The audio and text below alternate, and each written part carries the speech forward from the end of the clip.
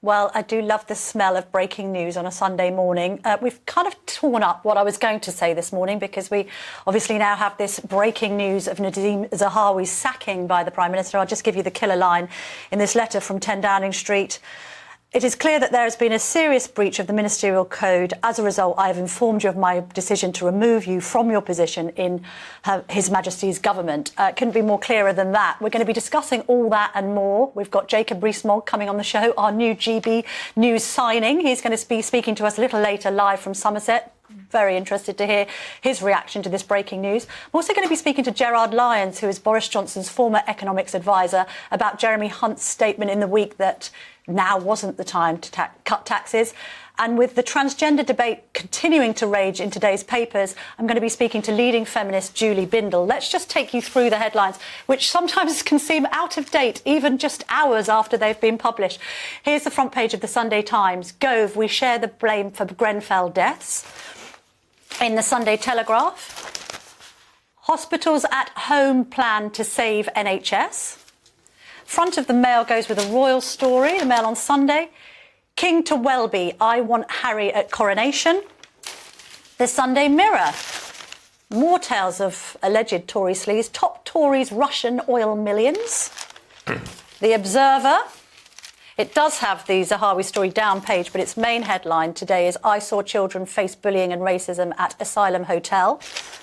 The Sun on Sunday is carrying a story about Strictly stars in 3 a.m. bottle bust-up. And then in the Sunday Express, Rishi at war over migrants. But actually, as I bring in my paper reviewer, Michael Portillo, former Defence Secretary and my fellow GB News presenter, actually, I think Rishi is at war over more than migrants this morning. We've torn up our original plans for the paper review, haven't we, Michael? And we're going straight into this story.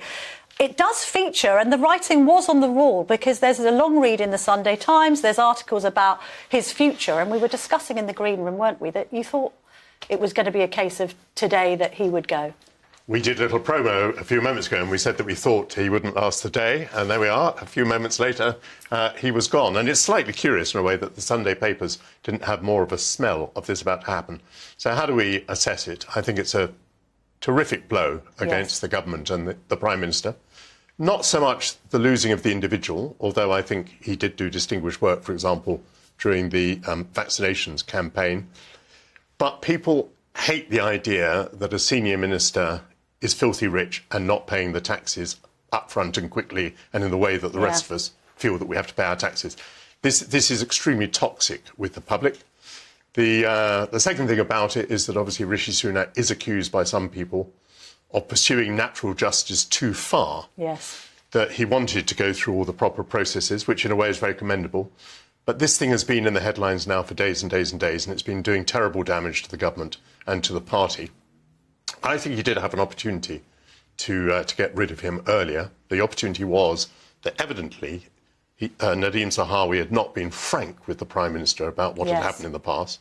And I might simply have said, well, I don't know yet what there is to find out here, but because you didn't tell me, I think I'm justified in sacking you straight away. I can't work out whether this all makes Rishi Sunak look stronger or weaker, because, yes, there's been an expedited process with bringing in Sir Lawrie Magnus to have a look at it independently, but many people were saying at the beginning of the week, this entire farrago is overshadowing everything you're trying to do, everything that Jeremy Hunt is trying to announce. I mean, you've been in this situation where other news events overshadow your own central message. This has been a completely unwelcome distraction. And curiously, there's some evidence that the Prime Minister had made his mind up some days ago, because when he was talking about Nadhim Zahawi in the House of Commons, he did not refer to him as my right honourable friend. He referred to him as the Minister, which is, you know, pretty uncourteous. Unfriendly. Unfriendly and an almost discourteous way of talking about it in the House of Commons.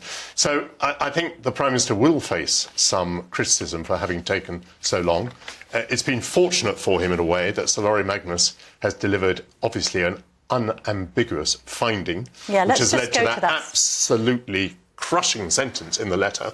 Let's just go to that finding in Lawrie Magnus's letter here to the Prime Minister. Mr Zahawi failed to meet the requirement, it's at paragraph 7.3 of the Ministerial Code, if you're that way inclined, to declare any interest which might be thought to give rise to a conflict. So it seems really clear in the independent investigator's mind here that there was a conflict of interest, there was a breach of the code. Having said that, again, you could say, well, couldn't the Prime Minister see that? Most people looking at it, journalistically or otherwise, could see that there was a gaping hole here. I think you've answered your own question of a moment ago, haven't you? Does this make Rishi look strong or weak? It pains me to say this, but I think on the whole, it makes him look weak. I think he must have been biting, kicking himself all week that he decided to refer this to Sir Lawrie Magnus rather than going with a decision straight away, because that took the timing then out of his hands. I don't know whether he would have chosen to do it on a Sunday morning, but we've had a week's worth of that. And by the way, it's like when one shoe drops, you expect the next two, because now lots of people are going to be talking about Dominic Raab. Yes. And just to remind ourselves, he is actually the Deputy Prime Minister, as well as being the Justice Secretary. So if there is a second casualty in coming weeks, I would guess, then, that'll be another savage blow to the government. This government under Rishi Sunak has only been here 100 days. Yes, and actually there'd been some long reads during the weekend's papers about his first 100 days in office, and people were kind of criticising it for being too lacklustre and not interesting enough. It's just become interesting in the last hour. You picked for quote of the week, again on Zahawi, was in Tim Shipman's long read in the Sunday Times. Few ministerial colleagues believe Zahawi will survive. Well, he was very prescient on that prediction. They are similarly pessimistic about prospects for Raab, the Deputy Prime Minister. You did just mention him there, Michael. Again, I mean, to have one minister kind of embroiled in a scandal is careless. To find two is positively suicidal. This is difficult, isn't it? He's Deputy Prime Minister. I appreciate he's innocent before proven guilty, but the trouble is more accusations have come to light. It doesn't look good for him at all. The Prime Minister begins his letter, doesn't he, by reasserting the commitment that he made when he became Prime Minister to integrity in government. So having reasserted that, it's going to be quite difficult for him to assert that someone who may be found guilty of bullying should continue in the government. So, again, I think the expectation, you read out that paragraph from the Sunday Times, I think the expectation is that Dominic Raab may not last very long. No. Let's look already. Mail on Sunday, page 2, we're looking at runners and riders. Apparently there was this away day at Chequers on Thursday, and a few different cabinet ministers were jockeying for position. There's a vacancy now, clear and open vacancy. Can I propose something, Michael? This might be anathema to you, but let's just put it out there. Tory chairman, more than a year out from a general election. You need a very solid campaigner in that role. Is this the moment that Boris Johnson stages a comeback? Boris Johnson is undoubtedly the best election winner in British politics today. And there are people who think that the Conservative Party has been unwise to get rid of him as leader and Prime Minister. But he is still embroiled in a number of very difficult situations. One of them is over the appointment of Richard Sharp at the BBC. Another one still goes back to whether he misled the House during the Partygate and COVID stuff. Also, there is no doubt at all that he would completely overshadow the Prime Minister. Yes. And so for those three reasons, I'm going to say absolutely not. But they're facing potentially sort of electoral annihilation. You'll be familiar with how horrific and humiliating that might be for a number of MPs on election night. I mean, the polls are looking dreadful for them.